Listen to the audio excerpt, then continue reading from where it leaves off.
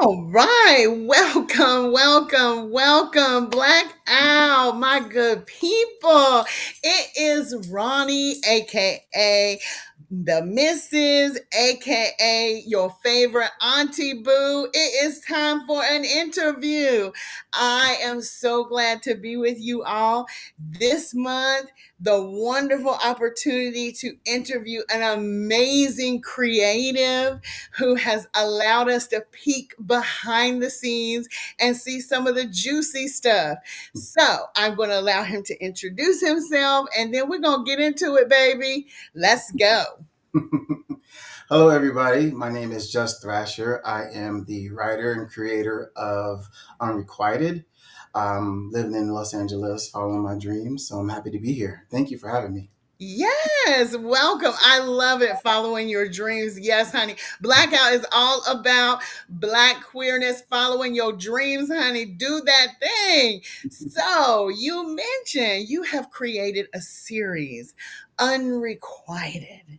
And Yes. can you just tell us a little bit? What is Unrequited? What's it about? Kind of give us just a little tease, not too much, but Okay. just a little tease. Okay. So Unrequited, it stems from just love that's not there. I would say, like you're chasing something that's not there, and that's the kind of thing that I've been kind of experiencing with my love life, where, or even just friendships. You can be in love with someone, and someone isn't in love with you, type of feeling. So that's where the actual ideal came from. And I was like, eventually, I want to write something about this, but I didn't know when or how I was going to do it. And so I decided to write just a small script for a potential movie or a potential series and see where it goes. And I created Unrequited from just a small idea of like exploration, trying to figure out what can I do more with it, with just not being, oh, I'm in love with someone. What does that mean? And I just wanted to do a perspective on the person actually going through it. Oh my goodness gracious. Well, let me tell you something, honey. I watched those first two episodes. I'm all in. Oh my goodness. I mean, by the time I got to the end of the second episode, I was like, oh, no, no, no. I'm not ready yet. I need for the third episode to go ahead and drop because it is Mhm. so juicy.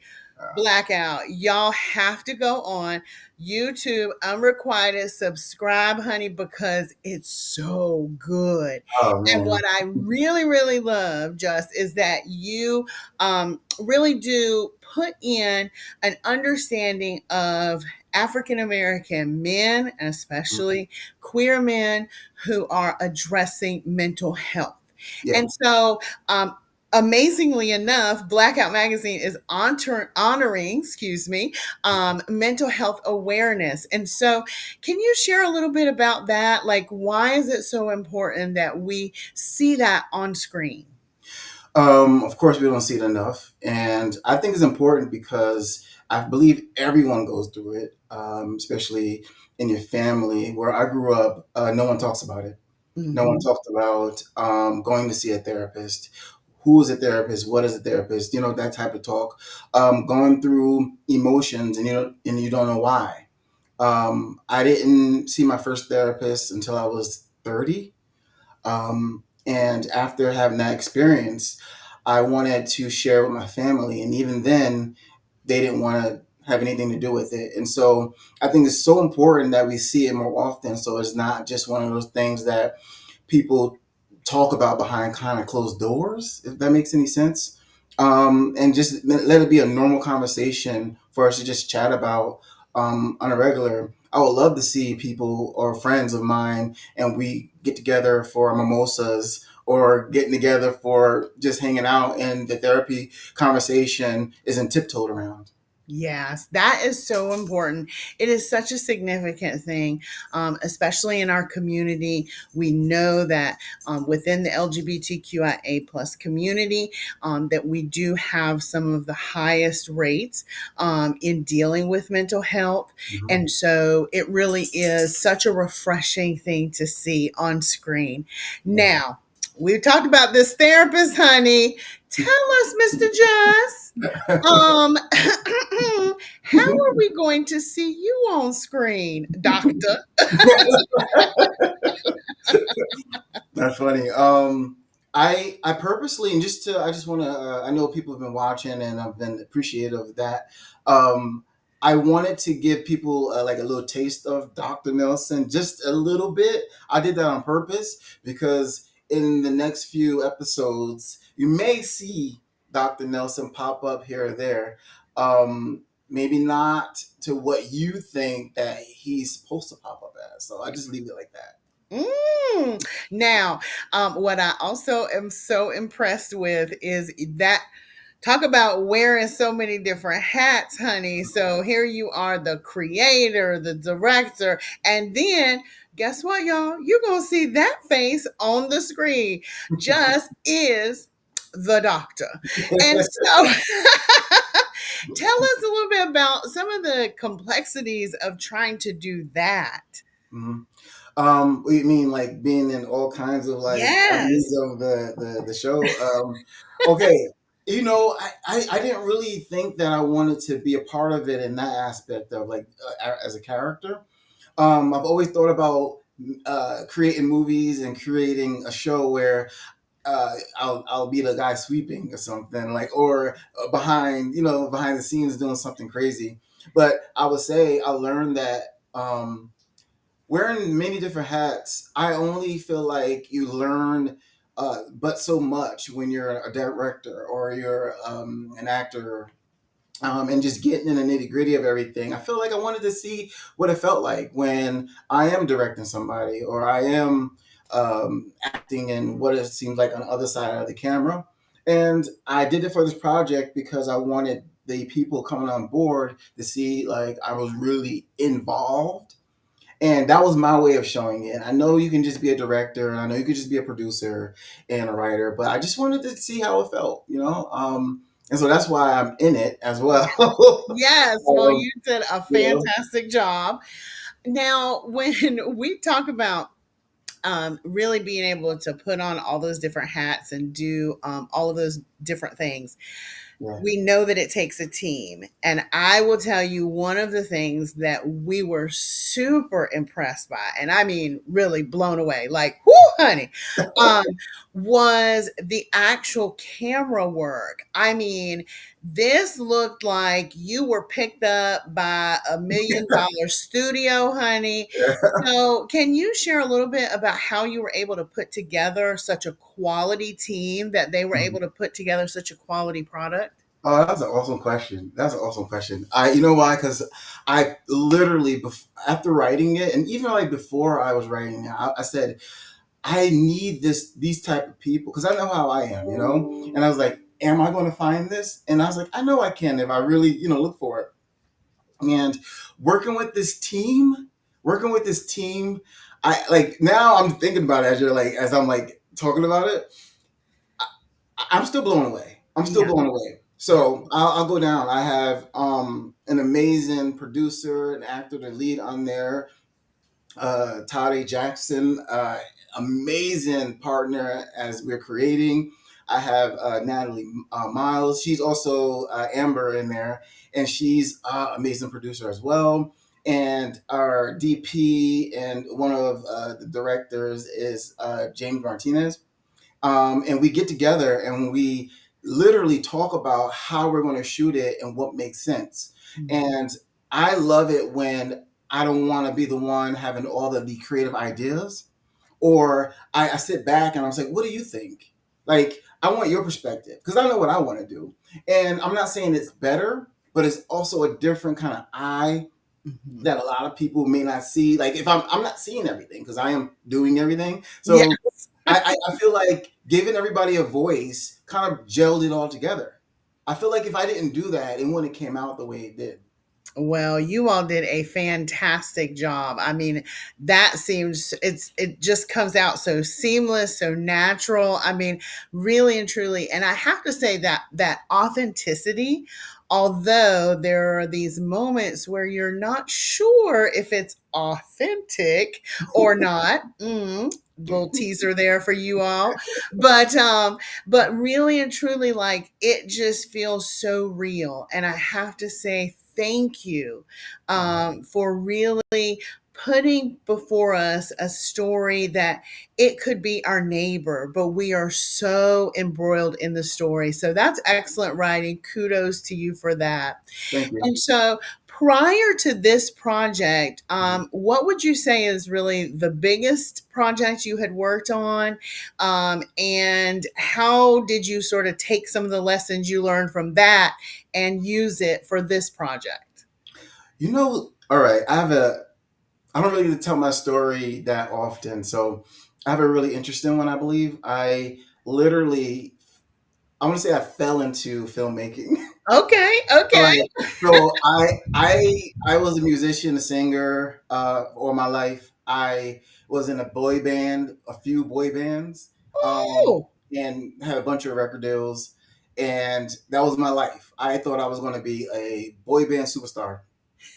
yes. Eventually, I became a recording artist as a soloist. But it came out one year where I just felt like I was burnt out. I felt like I did some music stuff here and there, nothing too big, but like touring and all that stuff.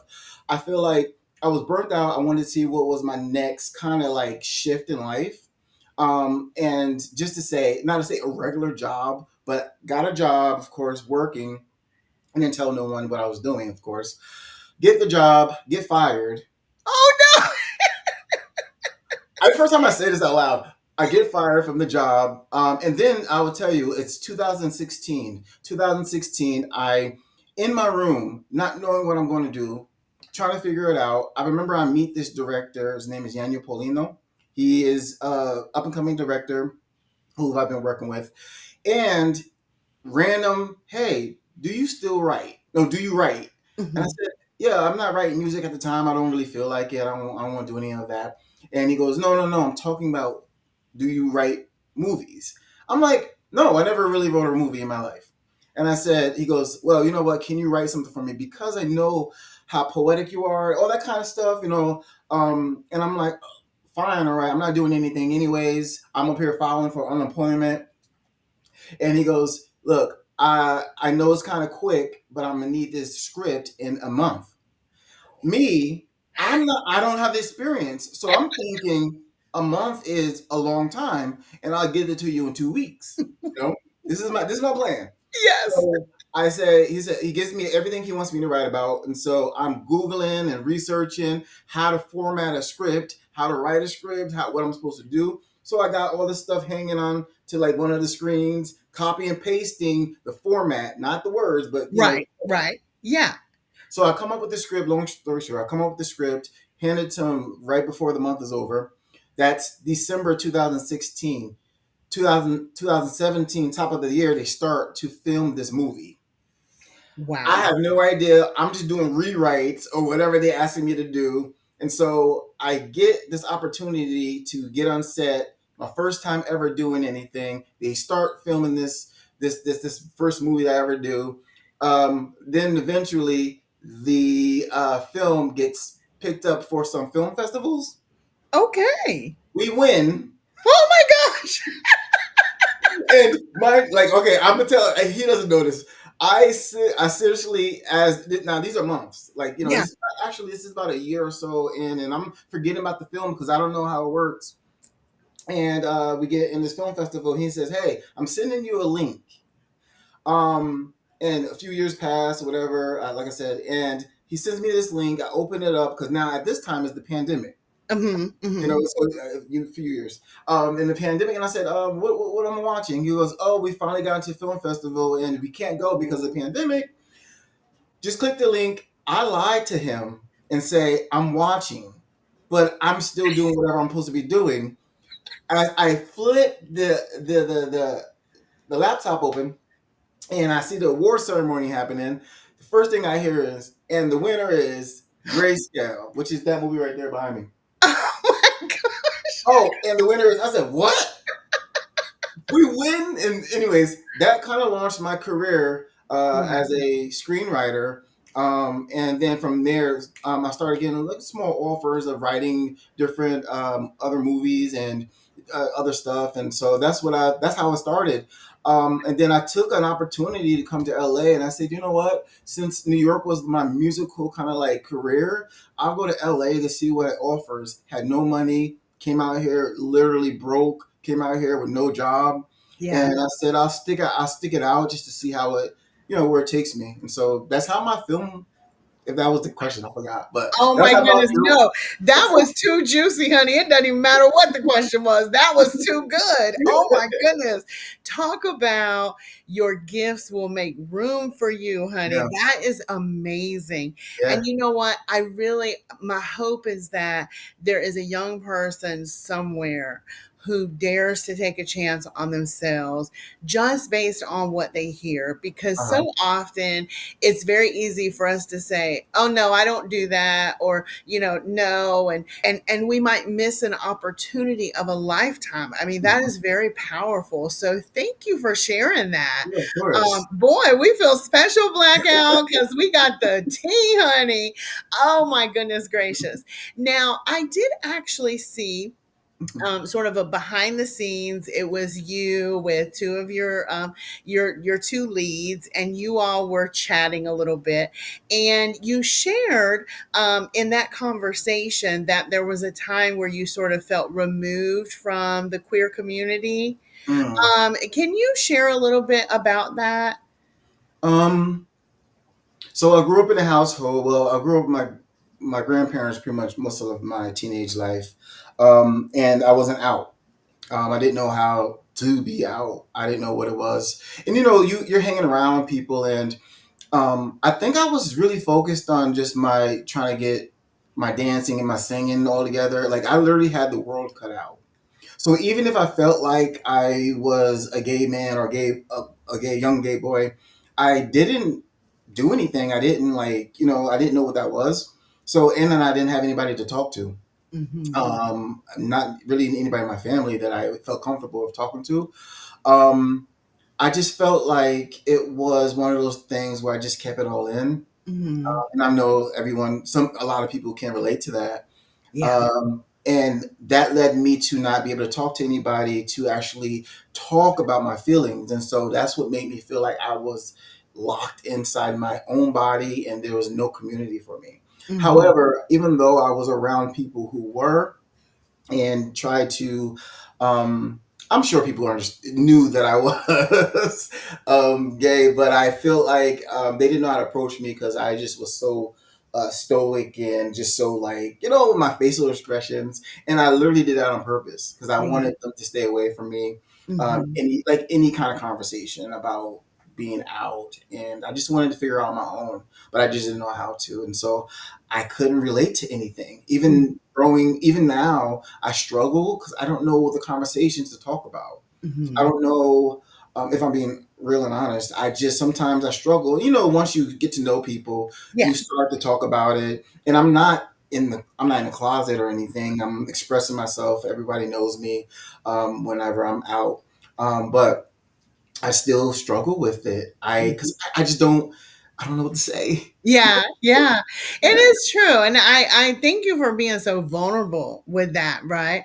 yeah, Because we go through those experiences, and even for those, like you said, there were people around, but not necessarily where you felt like, hey, yes, this is what I want to share, and how do I, broach those conversations and that sort of thing. yeah, Um, and I think, whereas you were sharing the story about how your gift made room for you. I think even you sharing that, for those who may be in the closet and they're a little older, and thinking about that idea that, and look at how the community will still make room for you, yeah, yeah. that you don't have to put some of those preconceived notions on yourself. I really love that you shared that. I always tell people, Sally Jesse Raphael, and you might be too young to remember her Oh, show, I know who that is. but Sally with her red glasses, honey. I Mhm. remember because I remember those emotions were coming up and I was very young and I only knew studs, right? And I was like, but I don't want to be a boy. I don't want to cut my hair. I don't want to, And Sally Jesse Raphael had an episode where she talked about lipstick lesbians. And I was, and I will never forget. I was like, okay, I could be a lipstick lesbian. That's funny. I never heard of that one. So, it really is true. We all have to find our tribe and we all come in different shades, different colors, so it's just so beautiful that you would share that.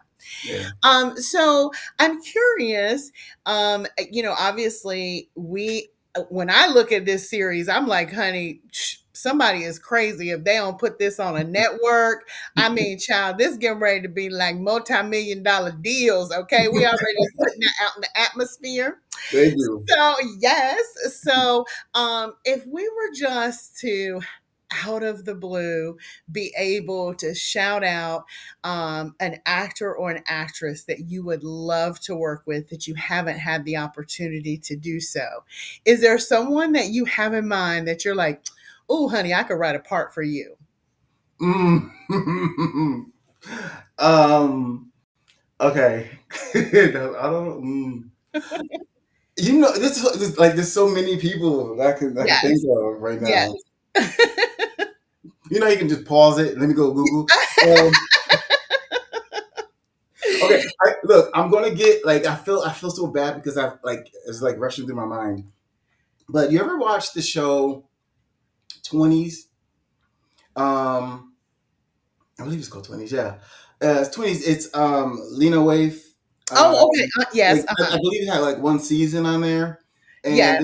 there's this amazing, talented girl on there, um, Jonice. Okay. Well, okay, I have to get the name, and We'll I'm gonna share look. it. Don't worry about it.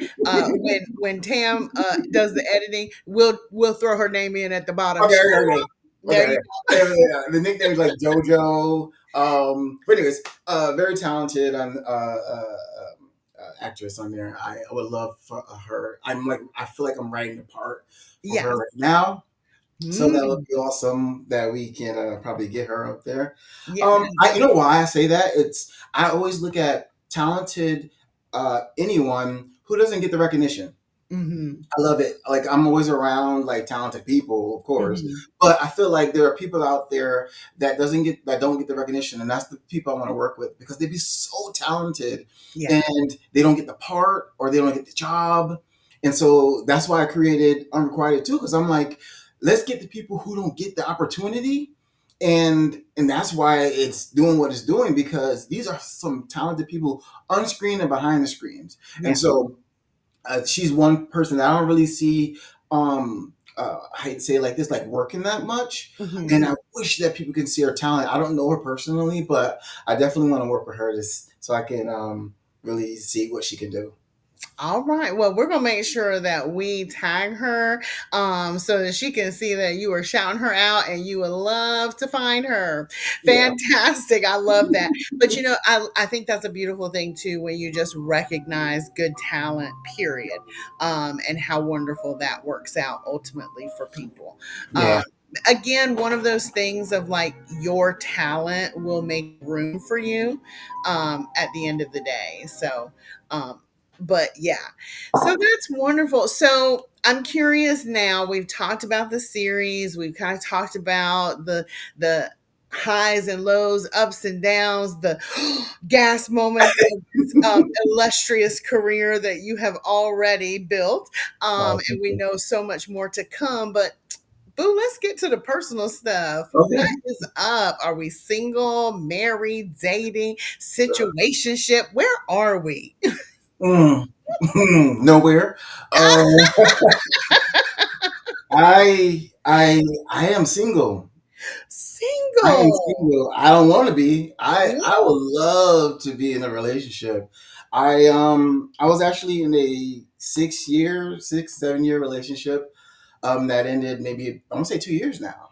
I think it's been okay. 2 years. I think um Yes. I was engaged and it didn't work out. Mhm. But I mean, if I can find a husband that I Yes. can share things with will be awesome. Yes. I'm tired of cuddling with the pillow. Somebody better get in now, because don't be trying to, well, after he get that multi-million-dollar deal. Now all of a sudden you want to pop out. You better get in now. So, well, I'm gonna put the mojo out there for you, because All right. we're getting ready to I celebrate appreciate 10 it. years. Thank So you. yes, so I'm gonna put the mojo out there for you. It was like no one. I'm like, I just want to like go on dates and hang out. I don't know. I haven't. No one wants to. I'm like, hey, I'm here. Yes, you know what? It really has changed so much, and I really think, especially thinking about post pandemic, sort of how we handle ourselves and trying to Yeah. meet new people.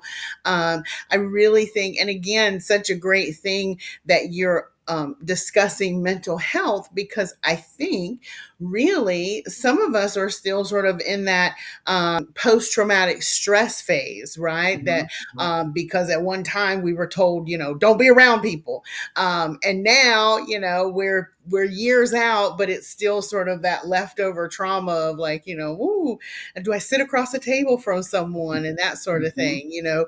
Dating starts to look different. So, but I Those will are real tell you, thoughts. yeah, it's a you are creative, you are definitely highly intelligent, so you got all the right stuff. So we're gonna put it out there, honey. Okay, just Mhm. is single, honey, and ready to mingle. Thank you very much. I You appreciate are it. so welcome, darling. So now I know that you're originally from Poughkeepsie. Yeah. So, how does the fam and everyone feel about, like, did they want you to, be an attorney, and now here you are out here making movies? Were they devastated when you stopped singing, that sort of thing? So, where is that sort of support? It's crazy. All right. They know me for. They thought I was going to be a musician, a singer. For they just thought that, right? But they did remind me when, maybe I want to say maybe about a month ago, they reminded me that I used to force them to put on plays. They're like, "You remember when you write these little plays and you forced us to do it?" I'm like, did I force you guys? Well, they reminded me that I forced them to write plays. I mean that I put them in my plays, and you know what, that did remind me that I did want to do, that I wanted to be a director and a writer Yes. before I became a musician and a singer. Wow. And then this is the first project, and they probably hate me for this, but this is the first project that I feel like they truly supported me. The Mm, Unrequited series, they literally are asking me, begging me for the next episodes. And I did not, all I said, hey, if you want to watch it, because I'm thinking, hey, watch it. They're hitting me up now. And I'm like, I feel like it's so full. I feel so full in my heart because I've never got that from my family, where we're just a small town in Poughkeepsie, yeah. living, doing our thing. We talk to each other, but it's not. I just didn't feel like the support. They never really come to my shows when I was singing. Yeah. But I do feel the support now. So they make me feel pretty good about it now. I love that. Well, before they were like, he's got that. Yeah, your little singing thing. Yeah. And so now really being able to surround you and embrace you with that. And so that is a powerful thing to really speak to the heart of that. And really, Blackout, I really want us to say, so the amazing thing is, Unrequited touches on mental health, but not in that like everything is about trauma, and Yeah. nobody, I don't have to throw somebody out in the street in the rain, and that kind of thing. Just real deal every day, how we handle mental health, how we handle the idea of relationships, and what those things look like. So it really is a powerful statement that we have so many stories to tell, Mm-hmm. right? Mm-hmm. We're not just pigeonholed into one thing. Now, So yeah, go ahead. I'm so sorry. Because I love that we're going back to the mental health, and I was like, I didn't want to be preachy. Um, easily write something that's preachy, and I just wanted to like even the episode, how slowly we are talking about the mental health, but it's still there. You know, Yes. obviously he's going through something. I wanted to save it for the last couple of episodes that really hit. Hmm. And so I'm so happy that you kind of like you keep mentioning it and understanding, but that is it. Mental health is so prevalent Yes. where people think that it's just one thing sometimes. Like I even talk to friends and they're like, "Oh, you're fine. You're not going through something. Oh, that person, we don't need to do a wellness check for them, or like that kind of thing." Hmm. And I'm like, it's not only that. Hmm. Like sometimes you need to talk to people. Sometimes you just need to watch people. And Yes. I don't know. It's just like you said, there's just so many things that you can see and talk about it. Yeah. Yeah, so beautiful, so beautiful. It's, the bottom line is, if we think about our car, our vehicle, right? And that we should be doing the things to keep it up and, not just when it breaks down, but to Yeah. maintain it. Right. Right. And, that's the thing. We can be living an everyday life. I mean, honey, Liam is out there working, doing his thing, but let's check in and let's really get into these things. Yeah. So I will tell you, it's real. I mean, and we're only 2 episodes in, honey, and I promise you, this interview could go on because we can talk about symbolism and who was Uh, doing what and what the. I, Oh, honey, I'm so happy. You know what? I'm excited because I don't really get to talk about it, and the fact that you're pointing out the things that I wish people would see or notice in it, and you do it. Like I'm just happy that you are seeing those things. yes, I'm Yeah. telling you, it is so, so good. So I will tell you, it has been a pleasure. I really think that having the opportunity to give this little teaser, let everybody get caught up, but I would absolutely love to get to interview you, like as we get, draw to the end of the season and see, Yeah. ooh, because honey, then we can do some of those little juicy tidbits, those Yeah. real dig in kind of things, okay? Okay. Um, I'm with it. Thank you. Yeah. yes, Yeah. yes, so, so very good. Well, Blackout, I love you guys. I hope that you have enjoyed getting to meet Just, hearing his story. I definitely believe that you need to subscribe to the channel. Honey, we getting ready to blow him up. Why would we not blow up our own people? Okay. Take the amazing things that they're doing, those creative things. We talk about representation matters, and now is the time to really be able to put the money where the mouth is. Okay. So, Just, is there anything else as we close out this evening that I haven't shared, we haven't talked about that you would like to leave with the people? There's so many things that I know that Todd, my co-producer, is gonna like. You're gonna say this. I, the thing is, I'm just so excited that it's out, and I'm also really proud that we have a pretty much an all black queer cast, Yes. and behind the scenes is all pretty much all black producers and gaffers and everything you can think of. Wow. And I did that on purpose. And I'm thinking that more opportunity will come. Yes. And I just feel like I just feel like blessed and overjoyed. Yeah. And I thank you all for just watching and supporting. Absolutely. Well, it has been an absolute pleasure and delight. Blackout, don't forget, subscribe to the YouTube channel. Make sure that you subscribe to Blackout Magazine. It has been Ronnie, aka the Mrs., aka your favorite Auntie Boo, doing this interview. See you next time. Much love. Okay, I'm always the worst at ending the thing. I can never do it correctly. There